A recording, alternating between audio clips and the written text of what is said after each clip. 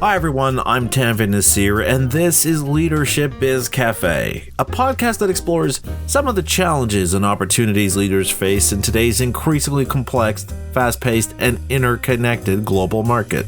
Leadership Biz Cafe is brought to you by Tanvir Nasir Leadership, our leadership firm that provides both virtual and in-person leadership keynotes, corporate trainings, and consulting services that will help you to improve the way you lead. To learn more about our services and what some of our clients have had to say about our work, visit our company's website at tanvinasir.com. And while you're there, be sure to check out my award-winning internationally acclaimed leadership blog as well. And with that, let's head over to the espresso machine as it's time to brew up another Leadership Espresso Shot.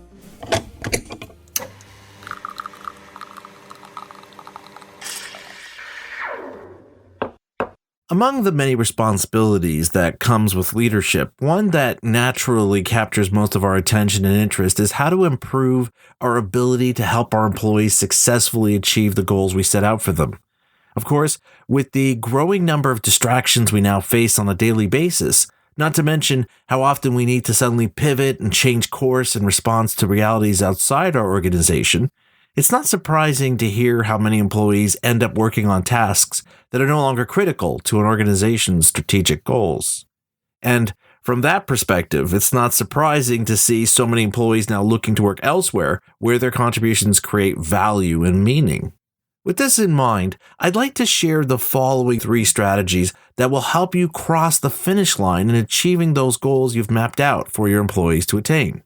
The first strategy that will help your employees successfully achieve their goals is to make sure you direct your own focus towards those goals that really matter.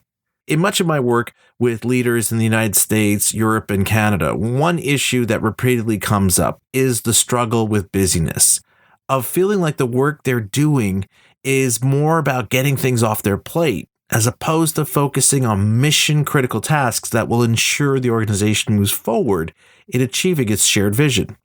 In fact, there's been a number of studies that have pointed out how most leaders are operating from an increasingly distracted state, where their focus is often taken away from what matters most to their organization's long-term goals, as a result of the growing demand they face for their time, attention, and resources. As such, while many of us are understandably feeling as though our workloads continue to increase year after year, unfortunately, the kind of work we do every day is becoming more and more disconnected from what inspires us to show up and deliver our best efforts. That's why, when it comes to defining goals for those you lead, you need to answer the question, why does this matter?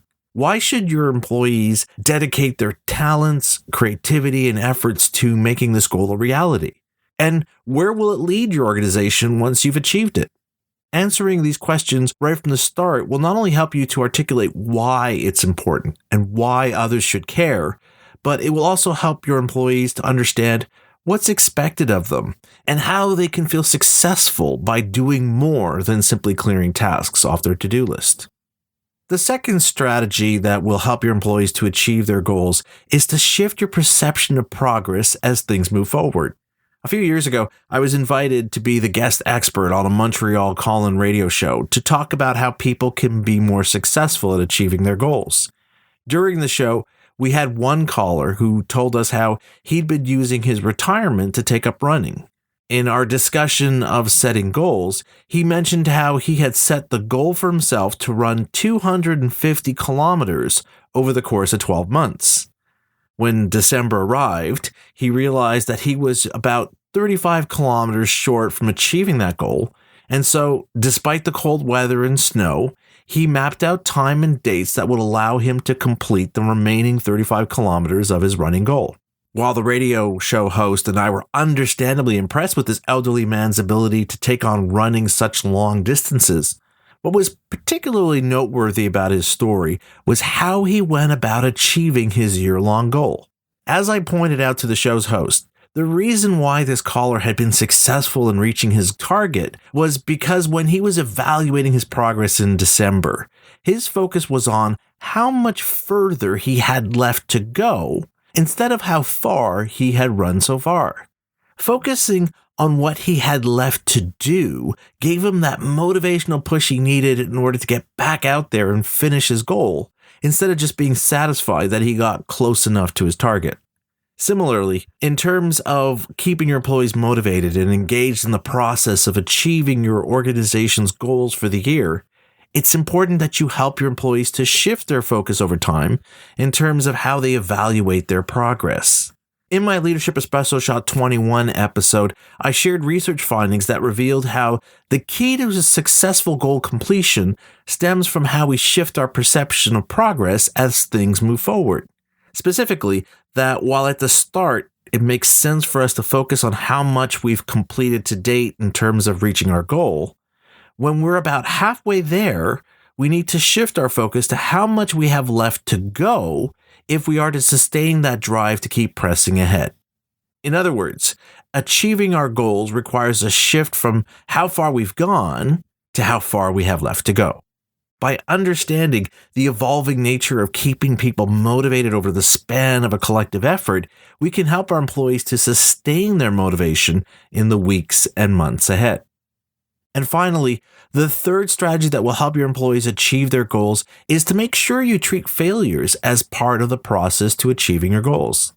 Going back to my appearance as the guest expert on this Montreal radio show, I could tell you there was a common thread in the stories listeners shared over the span of the hour-long call-in show. Regardless of whether the goal was for their professional or personal lives, the one thing they all shared in common was how the underlying drive behind them was the desire to improve, to be better than we are today. This is also the reason why many leaders set up goals for their organization. Not simply to maintain the status quo or to tread water while waiting for better times to arrive. Instead, the purpose behind these goals is to discover ways for how the organization can be more effective, more responsive, and basically more successful in achieving the shared purpose that defines why you do what you do.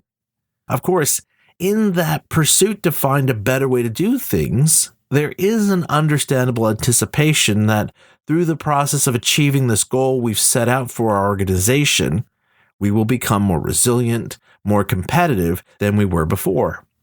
The irony is that the very motivation that drives us to push ourselves to change is also what makes it hard for us to accept failure. The challenge we face with failure is how it exposes our frailties under this harsh light of change. And in those moments, we can see our weaknesses and blind spots with such clarity that it can seem scary why we were unable to see or anticipate that it would rear its ugly head in our direction. But this is where many of us get this part of the process wrong, in thinking that these moments of failure reflect a sign of weakness or inability on our part to actually achieve what we set out to accomplish. What we need to understand is that in pushing ourselves to be better, we will inevitably discover areas where we need to learn more, to understand better, and to operate in a manner different from what we did in the past. Interestingly, this is at the very heart of the change that drives so many of the goals we set out for our organization to achieve this year. After all, no one creates or defines goals with the purpose of maintaining the status quo, to keep things static or unmoving. Rather, all of us want to see things improve. The only difference being, how do we define what that improvement will look or feel like?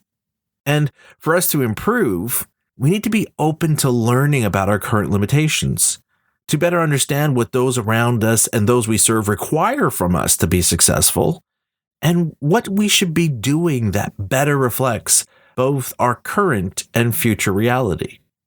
That's why we shouldn't shy away from failure, but rather recognize it for what it is, a signal that we are in fact pushing ourselves outside our comfort zone, that we're challenging ourselves to effect change that will hopefully lead us towards the vision or purpose that binds our collective efforts together. It's in these moments where the real learning and growth happens because we're forced to challenge our assumptions of what's real, and even at times what's possible. That's why when it comes to achieving our goals, our failures are nothing more than success and progress. Ultimately, when it comes to understanding what it takes to succeed at achieving our goals, it's important for us to understand that this involves charting a course to explore our collective potential of what we're truly capable of achieving when we work together towards making things better than they are today. And perhaps most importantly, to better understand what inspires those we lead to bring their best selves to the work they do by bringing a greater sense of purpose to the contributions our employees make to our organization's long-term goals. And with that, we once again arrive at the end of another Leadership Espresso Shot.